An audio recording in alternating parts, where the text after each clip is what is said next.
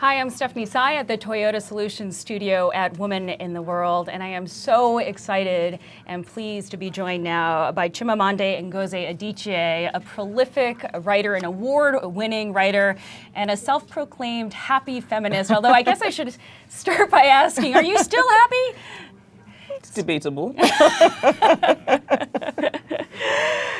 You are truly a treasure of modern feminism. Was that intended? Yeah. No. Not at all. I mean, it's funny because it's funny. I've been feminist since I was old enough to think, because I've just always noticed that the world wasn't too fair to women in the way it was to men. But I didn't. I mean, all I've wanted to do is write. I'm a storyteller. I want to tell stories. I want to write fiction. But feminism is also so important to me, and when I decided to speak up about it, because I felt that I was fortunate to have this platform because of my writing, and then suddenly to become this feminist figure, it's still a bit strange. Well, I want to talk to you about storytelling, but first I want to ask you a little bit more about this label, feminist, and whether it has ever felt limiting to you in any way. No, because I don't think of it as the only label that I carry. It's limiting when it's other people defining what it means. Sure. So that people who will say, you're feminist, well, why do you like lipstick? That sort of thing. But for me, it's part of the many things that I am. And to be feminist for me also isn't sort of something I put on and take off. It's who I am. It's who I've been since I was old enough to think, which is simply that I've always felt very clearly that men and women are equal.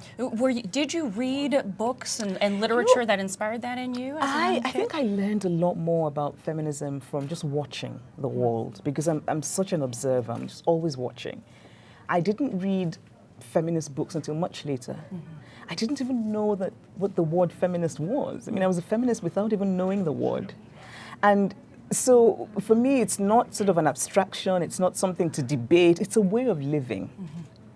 I mean, You have added another label to your resume recently, and that is the label of mother. And in your latest book, Dear Ijawawele, A Feminist Manifesto and 15 Suggestions, I have to read this because this really resonated with me as a mother. Quote, motherhood is a glorious gift, but do not define yourself solely by motherhood. And you talk about being a full woman. Yes. I wonder, though, how motherhood has impacted you and your identity and your work. It's changed everything. It's changed my life, because I've brought this human being into the world for whom I feel so responsible and for whom I feel this enormous and incredible love. Yeah. I'm just so in love with her. And she makes me so happy. But at the same time, doing the things I love continue to be important to me. I'm a mother, a very happy mother, but that's not the only thing I am. My work is very important to me. And even if my work, and not just because I earn a living from my work, but because I derive joy from my work. And I think it's important for women. I also worry that this is a society that doesn't support mothers enough, so that they often don't have the opportunities to be full people. Right. How can we support mothers more? I mean, just the idea of paid family leave being a normal thing in America, it should happen. The shaming of mothers who choose to work or not work has to stop. I mean, there are different ways of doing it. And I also think that fatherhood should be something that we make part of the cultural conversation as much as motherhood. That's something Gloria Steinem used to talk about as well. We really need to. That's what feminism is. Fathers have to be just like mothers. Because otherwise what happens is women do the majority of the domestic work, women do the child rearing.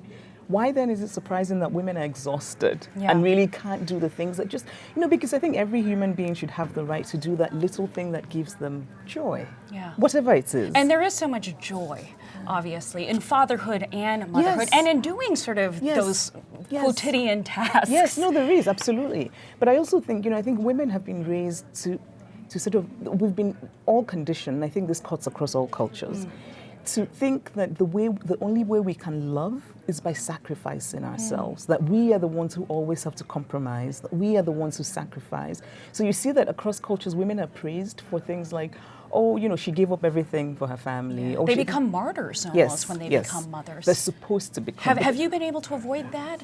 I don't want to get too personal. Oh yeah, I don't have time for that. I mean, it was never an option. Is there a feminist way to be a mother? Is there a feminist way to be a father? Yes, I think there is. I think it's two things. I think in some ways it's not thinking about gender when you're raising your child, and it's difficult, obviously. But what I mean is not saying to the little boy who falls down and cries, oh, you shouldn't cry, you're a boy. And I actually saw that happen fairly recently. And it means not saying to the girls things like, oh, you know, I mean, even just the idea of pink, girls like pink and boys like blue, and then when a girl doesn't like pink, somehow she's done something wrong. I mean, all of these assumptions we have about gender, I think it's just really important to start stepping away from them and letting children be individuals. Right. But for the parents, I just really think, and I have to say particularly for women, because I think that fathers in this country, all over the world actually, still somehow manage to be full human beings. I think it's the mothers who have such a hard time because it's there's that too sacrifice, much. There's too much burden on them. There's too much. The expectations on women, I think, is just a bit too much. I want to talk about the storytelling. That's one of the definitions you give yourself. How is storytelling a part of the solution to busting through some of these gender stereotypes? I think I've often said that I don't really like jargon, so. And I've often said to feminists who I think I annoy some of them, especially the academic feminists, because I say to them, I don't really know what your language, I don't really understand half of the things you're saying, right? So, you know, the sort of hegemonic, and I'm just like, I don't know what that means. But it's because I think that because my goal as a feminist is not just to have arguments about gender and it's about changing the world. And I think if we want to do that, we have to reach people at every level. And to do that, I think the best way to reach people is through story. Yeah. Human beings are human beings, people are people, and they connect on the level of emotion and story. Yeah. And I have seen in my own life, just talking to relatives, for example, who are very resistant to the idea of feminism or to equality, and just telling them stories and saying, well, here's what happened. Do you think it's fair? And suddenly you find that they're rethinking things because now you've moved away from jargon like misogyny and patriarchy, and you're just telling stories. You're talking about people yes, and their experiences. I listened to your TED talk about sort of the danger of the single narrative, the single story. And what really struck me is a lot of the children's literature we have available is sort of these Western ideals of what the continent of Africa is. How do we change that? Is that a change in curriculum and the exposure that children have to different narratives? One that goes beyond Dickens and Conrad and Yes, I think Dickens and Conrad are important. I love Dickens. Conrad, I'm sort of, he's okay. Not a fan of Heart of Darkness. Heart of Darkness, actually, I mean, it's not my favorite thing. It's actually not a bad book, but there are underlying ideas to it that I really reject. Dickens, I think, is just fantastic. But I think it's also about the teachers and how teachers are trained. I think that often it can be quite limiting what teachers are exposed to in their training, so that the teachers themselves don't even have the material or the knowledge to pass on to the children. Right. I think that needs to change. I think the curriculum in sort of teacher training programs needs to change. Yeah. Also because the world is changing. I mean, it's actually a good thing for children in this country to know about the world because it's becoming this globalized place, and it's not useful to think that Africa is this jungle with lions when it's not.